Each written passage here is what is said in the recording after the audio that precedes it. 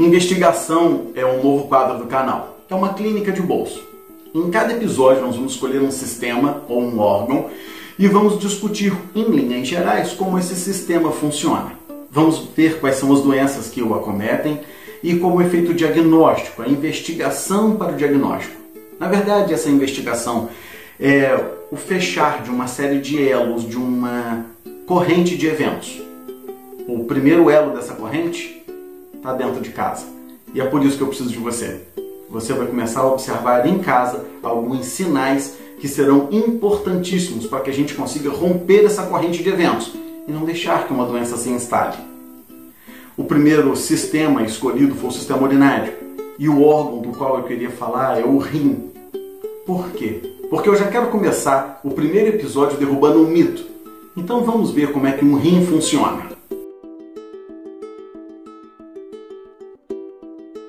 Todos os vertebrados têm dois rins, um rim direito e um rim esquerdo. Eles funcionam como uma unidade e, apesar de terem inúmeras funções, o que nos interessa aqui é a sua função de filtração do sangue. Portanto, um dos títulos que poderia ser usado no vídeo seria o rim como um filtro. Para a gente entender como isso funciona, vamos fazer uma analogia com uma cidade. Entenda que uma cidade é como se fosse um organismo vivo, um cachorro ou um gato. E cada casa é uma célula. Durante as atividades diárias dessa casa, um lixo é produzido e é posto na rua para que o caminhão de lixo leve até uma usina de reciclagem. Aqui nós não vamos falar em aterro sanitário, tudo é reaproveitado. No organismo, isso funciona exatamente da mesma forma. As células trabalham durante o dia todo e elas produzem o seu lixo que é posto na corrente sanguínea. O sangue então leva esse lixo todo aos rins e o rim coloca isso numa esteira de separação, de seleção, e vai separar o que presta e o que não presta. O que presta, como sais, açúcares, vitaminas, enzimas, proteínas, ele vai devolver para a circulação para ser reciclado. O que não presta, ele vai jogar fora. E para que o rim faça isso, ele usa um pouquinho de água. Essa água se mistura com esses subprodutos e forma a urina. Esse é o primeiro mito que eu quero derrubar. Todo mundo fala, minha urina é transparente, é sinal de que o meu rim funciona super bem. Não pode ser muito verdade isso não. Na verdade, quando essa usina não está funcionando bem, e o rim é um órgão, um filtro, uma usina muito inteligente, ele tem que guardar água, a água começa a se perder. E aí eu começo a ver uma urina em volume maior e de cor transparente. A bem da verdade, se você ingerir muita água, a sua urina vai sair transparente. Mas isso é uma coisa forçada que os humanos fazem. Cães e gatos não bebem água forçado.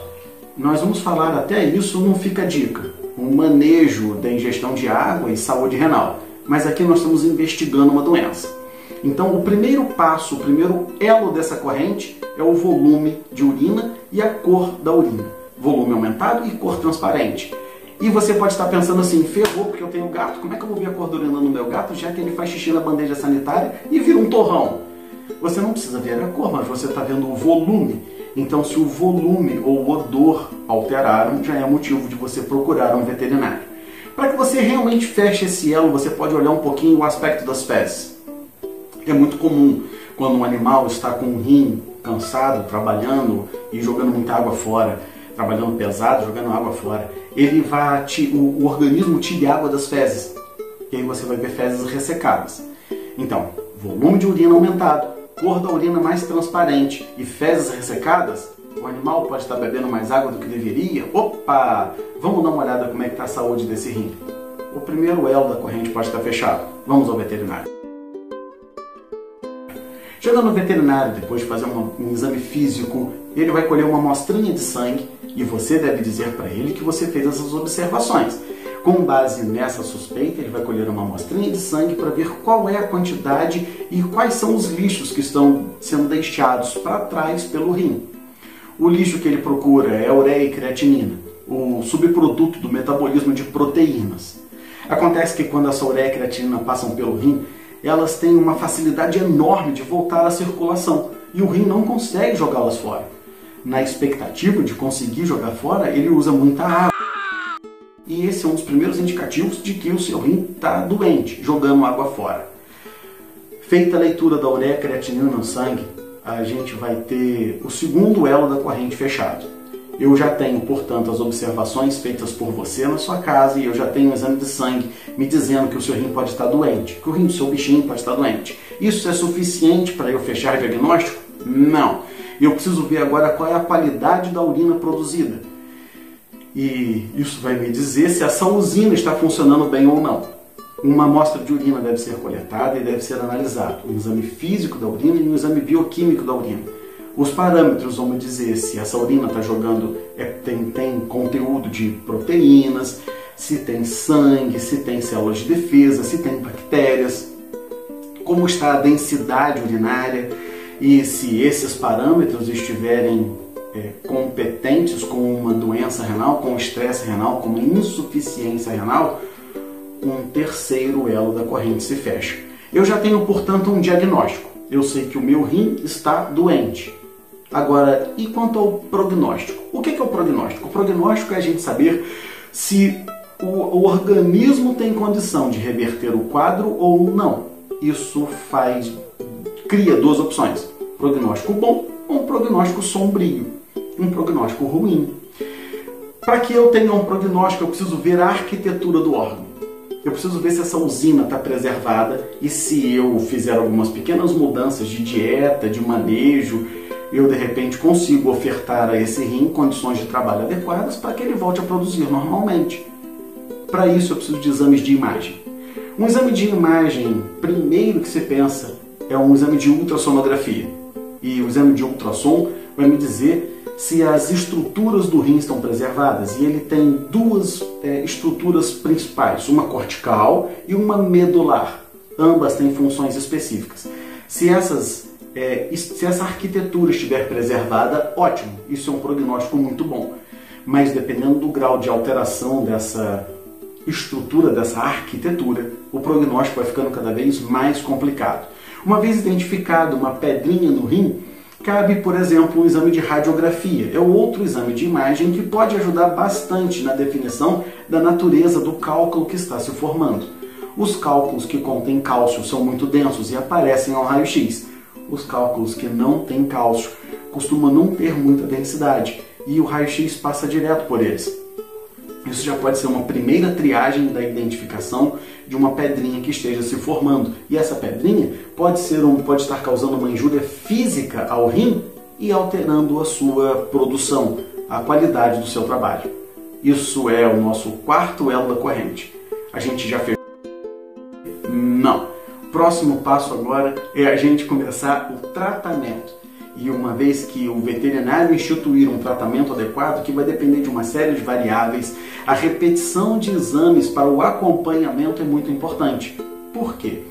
Porque se essa corrente de eventos não for interrompida, a gente vai terminar a hemodiálise. Então, se essa cadeia de eventos, essa corrente de eventos não for interrompida, a gente vai precisar desintoxicar o sangue, fazer uma limpeza da casa, porque o lixo está se acumulando. Quem faz essa limpeza é a hemodiálise. A hemodiálise funciona como um grande filtro, fazendo a função que o rim não está fazendo. Então ela desenvenena, ela desintoxica o sangue de todas as injúrias. É muito comum as pessoas atribuírem a hemodiálise simplesmente à doença renal, quando na verdade tem uma série de outras aplicações. Todas as vezes que a gente vê o sangue saturado com qualquer substância que não deveria estar ali, a hemodiálise está indicada para fazer a retirada dessa substância. Mas isso é temporário, porque se a usina está doente, eu consigo reverter o problema, eu consigo acabar com o lixo, deixo a cidade limpa, mas a cidade vai começar a acumular lixo novamente. Fato é que o benefício da hemodiálise é que, tirando todo o lixo, a gente deixa a usina, dá um tempo de funcionar pesado. Então eu estava com uma usina sobrecarregada de lixo, super exigida. E se eu tiro todo o lixo do caminho, eu dou tempo dessa usina se reorganizar. Bom, aí você vai dizer para mim, César, então todos os elos da corrente estão fechados, o bichinho está com doença renal e ele chegou até o momento da hemodiálise. O que eu preciso fazer agora para conseguir interromper esse elo? Se a arquitetura ainda estiver preservada, a gente deve tirar todos os elementos que estejam causando injúria renal. Então, o exame físico vai ser super importante para a identificação de processos inflamatórios, processos infecciosos, distúrbios hormonais, alterações de manejo, tudo o que acontece com o corpo do animal, assim como o nosso corpo, pode levar à injúria renal. Esse era o tema do vídeo de hoje e eu queria saber de você se você realmente já chegou em algum momento a observar o volume de água que o seu animal bebe, seja um cão ou um gato. Se você já observou o volume de urina produzida, a cor da urina, o aspecto das fezes, se já te chamou a atenção alguma vez que as fezes estão mais ressecadas ou não. Coloca aqui nos comentários se esse vídeo foi relevante para você e se cabe a gente fazer um Fica a Dica sobre saúde renal. Isso é muito importante. Eu acho que você vai começar a olhar até para o seu rim com um pouco mais de carinho. Eu queria saber o seu ponto de vista. Te espero lá nos comentários.